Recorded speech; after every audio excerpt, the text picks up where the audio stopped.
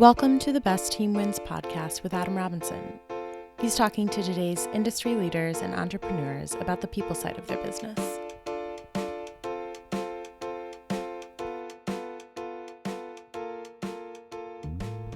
Hello and welcome to the Best Team Wins podcast, where we feature entrepreneurs and business leaders whose exceptional approach to the people side of their business has led to incredible results.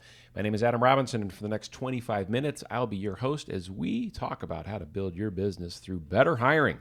Today on the program, we have someone very special on the show. Melissa Ryan, Hireology's very own Director of Talent, is here with me today to discuss high-volume recruiting. So if you've been listening to this show for a while, you're out there trying to grow or run your business, you will inevitably, if you have not already, be facing a giant wall of open roles that you've got to fill. Melissa is in charge of making sure that that gets done here at Hireology. So we're going to talk about, from her perspective, what it's like to help a company grow exponentially on the people side of their business. And I look forward to digging in. Melissa, welcome to the show. Thank you so much, Adam. I'm happy to be here. So at Hireology right now, we're recruiting how many people? We have over 40 open roles. 40 roles for a 150 person company. Right. So we're growing the business, by almost a third in the next couple of months. That's nuts. How many of them are sales roles? We have 28 open sales roles. So the bulk of those are revenue-focused roles. Correct. And we're trying to get this all done by when? March 19th is our target hiring date. Okay. You say that like, wow. As of the recording of this podcast, that looks like 2 weeks to me. 2 weeks from today. So let's jump right in.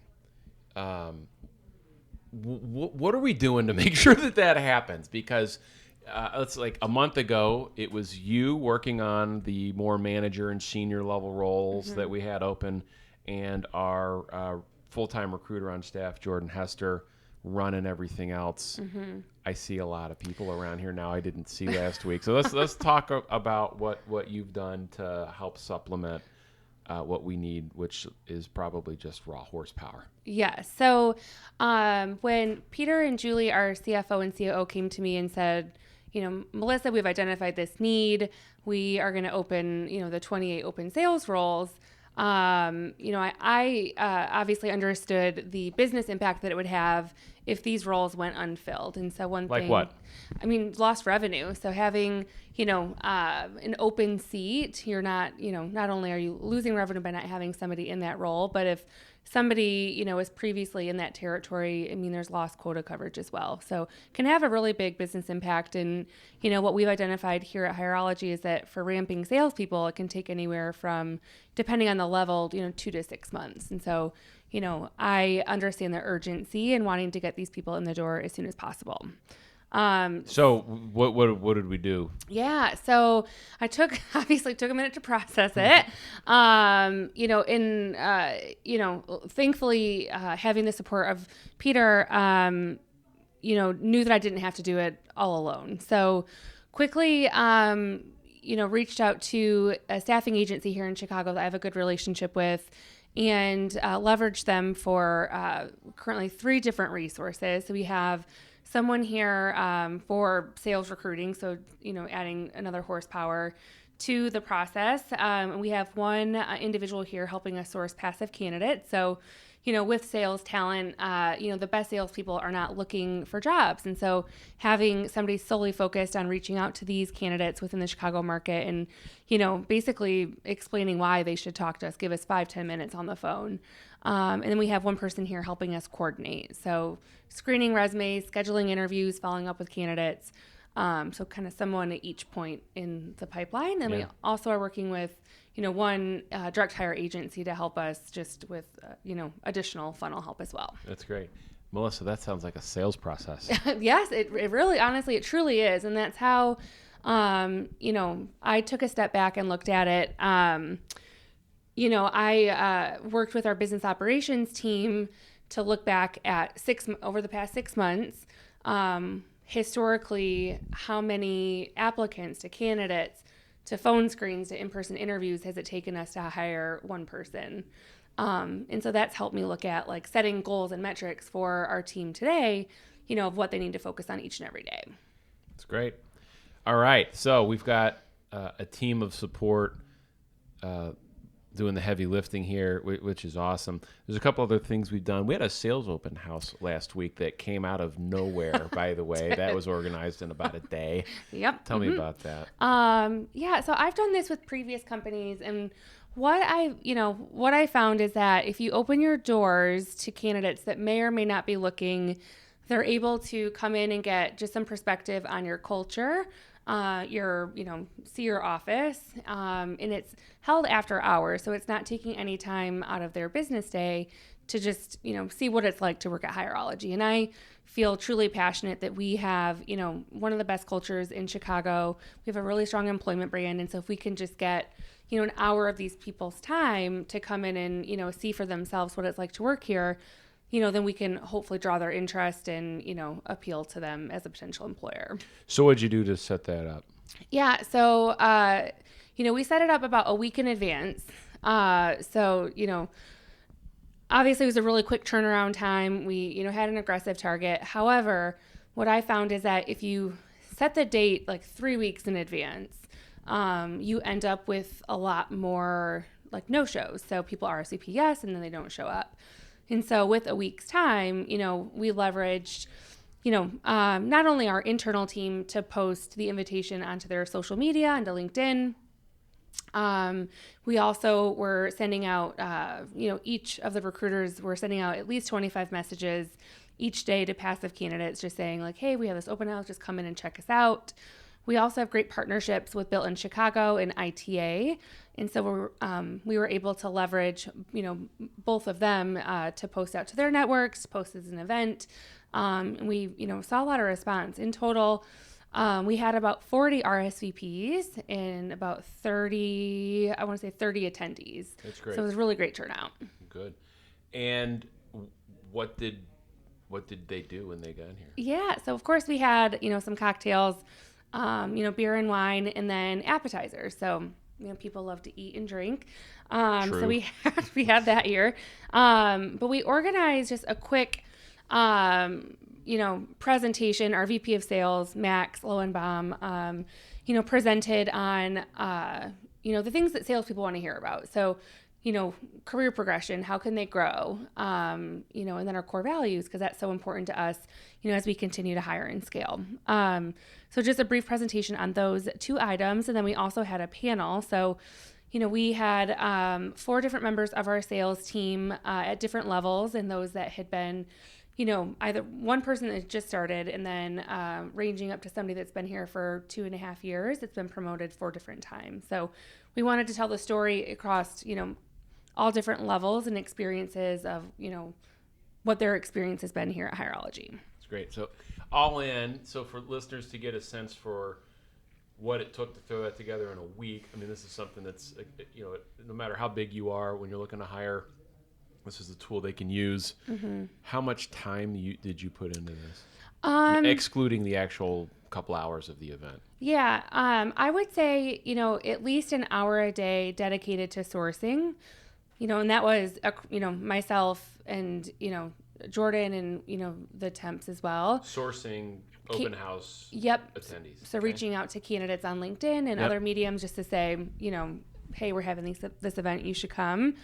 So about an hour a day, I would say in total. Okay. So about 5 hours. Yeah. Okay. And how much did we invest financially in this? It was less than $1,000.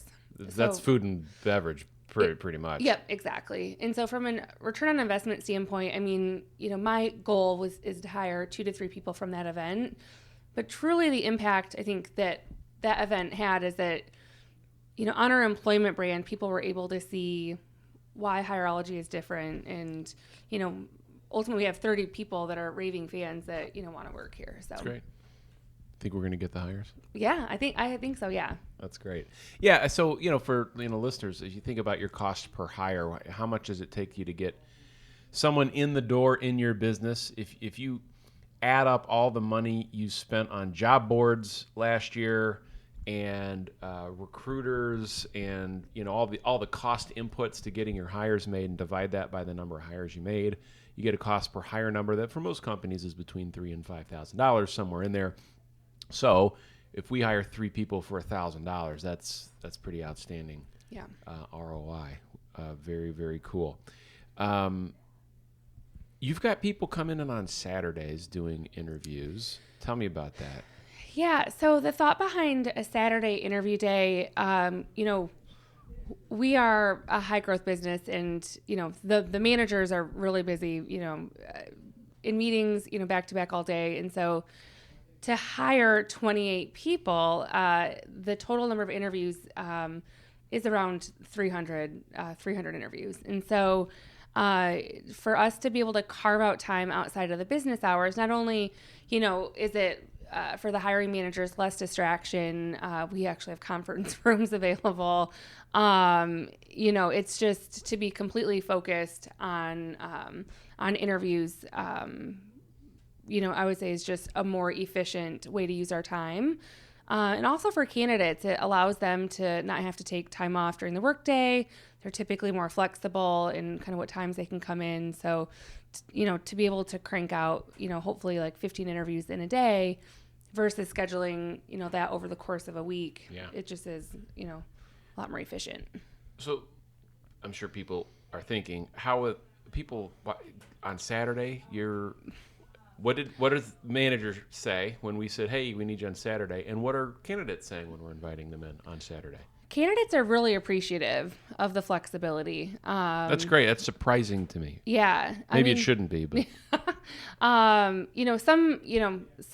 candidates have things planned. They're not able to come. If that's the case, then we'll schedule them, sooner or, the next week. But they, I guess from my experience, they've appreciated being able to come in outside of the business hours, and they understand, we communicate to them that this is not the expectation for them. So we, truly are a company that focuses on work-life balance, and it is rare, that we have to come in on a Saturday. It's probably only my second time ever where I've had to dedicate that time to coming into the office. But, we just explained that this isn't the expectation, moving forward. Right. To what extent are you presenting that up front when we're doing interviews? I mean, how are we setting that expectation to people? What's the message? So if I'm listening and I want to know how I communicate that when I'm talking to a potential applicant, what are we saying? Yep. I just, say, we're hosting a Saturday, interviews on this Saturday, because we are going through such a high volume hiring push, and we have X number of open roles. We are dedicating this time to provide a little more flexibility across the board. Okay. Yeah. Very cool. And hiring managers, they appreciate it as well. They might not be excited to come in and do interviews on a Saturday, but they understand the importance of hiring, and it's important to them as well that they get these spots filled. That's great. What else do you have going on in support of this mission? We, I would say, are taking an approach of being very, I would say, like metrics driven. So setting targets each day, that are focused on very specific roles, and, being aware of where our pipelines are at for the different positions. So if we know that our candidate traffic has been really light for our payroll account executive role, then, we communicate each morning, to have our sourcing help us with that specific role. So I think it just is all about open communication, having like an intentional like system of metrics, and holding, the team accountable to that. It's interesting. So it is truly a sales pipeline. Yeah. That you're managing. Yeah, absolutely. I mean, if you're not getting, enough leads or candidates on the top end of your funnel, you're not going to hit your hiring goals. What role in all of this does the direct hire firm play? Is there a particular strategy you've got in place for them for specific roles? Just help walk us through your thinking on how you've organized their support. Yeah, so their support I directed specifically at the roles that are historically hardest to fill. So in Chicago, sales hiring is really competitive. And so to have an agency that's focused on sales recruiting in Chicago, they have a network of candidates that, I trust her to send us the best people. And, if we're able to fill the hardest roles with that help, we can focus on, the other high volume number of roles that we have open. Yeah. Very good. Yeah. I mean, particularly for revenue generating roles, I know as someone in the hiring business, certainly had an aversion to paying fees for recruiting help. That seems like a complete paradox that we would need to do that. However, the math is pretty clear. Right. There is a cost associated with unfilled roles.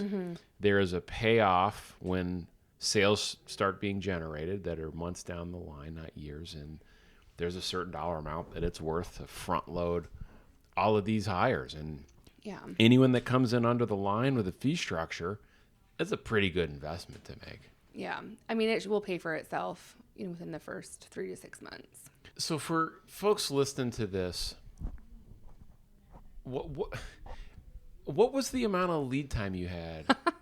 It sounds like we have had this thing up and running for a long time, but what was the lead time you had to pull this together? It was on a Thursday. I wish I could remember the exact day. It was the last week of February. So it was ultimately like 3.5 weeks of a turnaround time. So it's, last week of I think really this may be the beginning of the third week. Yeah. What I'm saying is I think it's less time than you may remember it. Yeah. Pretty good. Yeah. It's, and obviously I am all for, the message that I communicated to my team was that this is our opportunity to make a really big impact on the business. And so while the pressure is on and the stakes are higher, this is our time to shine. And, so I think that if, phrasing it to those that are going to be working harder than they've worked in a really long time, I think it's just an opportunity to really show kind of what we're made of. Yeah, it's great. It's great. It is huge value, very real tangible value to the business. Yeah. All eyes are definitely on it. What are some other approaches you have used either here or in your prior lives, like Groupon Goods and some of these other like really high volume staffing programs that you've put together? What would you say are some rules of the road that can help our listeners ramp without blowing up their culture or process? So I think it's, important to, while we have, a lot of roles open and we have a lot of positions to fill, we would never hire someone just to, put a butt in the seat. Like, that's just not how we do things here. We are really intentional with hiring to our core values. And, I would never,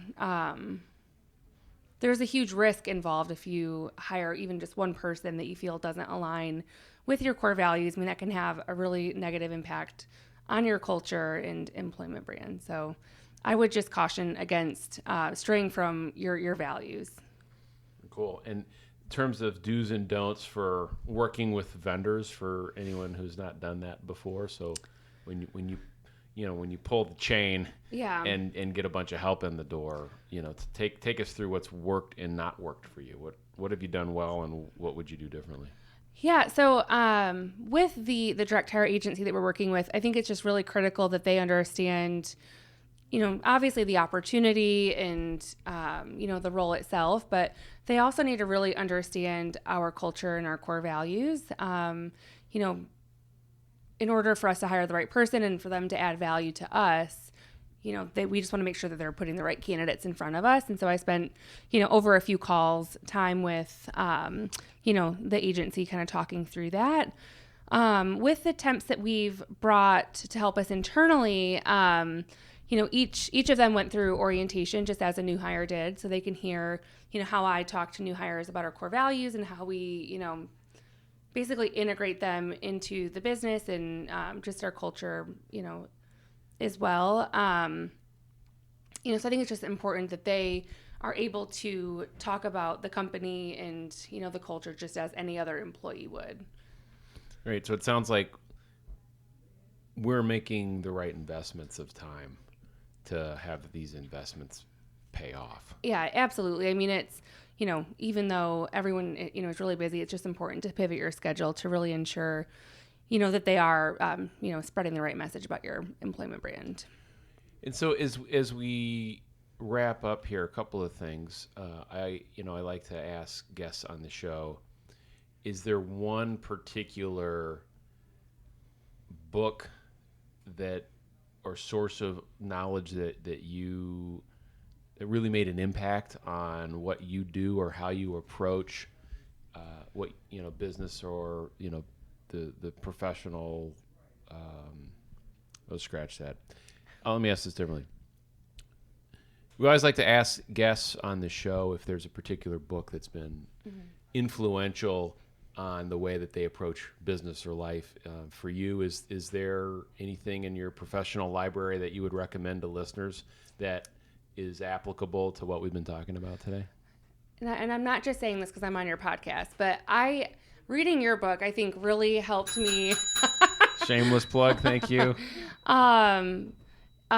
You're the one that really created the core values and the intentional culture that we have here, and so that helps keep me focused and aligned, to what team, my team is helping build. If you were to come back on this show in a year and tell us what 2018 looked like and what was accomplished for your organization, what do you want to be telling us a year from now? Yeah, I mean, I think specifically reflecting back on this episode, it would, I would be able to say, that we hit our hiring goal, and because of that, we helped produce X amount of revenue. And I think that's the best story that a recruiting team can tell, and that's what makes my eyes light up. But there's also a lot of other really exciting things in store for the people team this year. We're, expanding our office space, and there's a lot of other really cool initiatives we get to work on. So. All right, ladies and gentlemen, you've been learning from Melissa Ryan, Director of Talent here at Hireology. Melissa, thank you for being on the program. Thanks for having me. And that's a wrap for this week's episode of the Best Team Wins podcast, where we're featuring entrepreneurs and business leaders whose exceptional approach to the people side of their business has led to incredible results. My name is Adam Robinson, author of the book, The Best Team Wins, which you can find online at www.thebestteamwins.com. Thanks for listening, and we will see you next week. Thanks for listening to the Best Team Wins podcast with Adam Robinson. You can find out more information about Adam and his book, The Best Team Wins, Building Your Business Through Predictive Hiring, at thebestteamwins.com. Thanks again for listening, and we'll see you next week.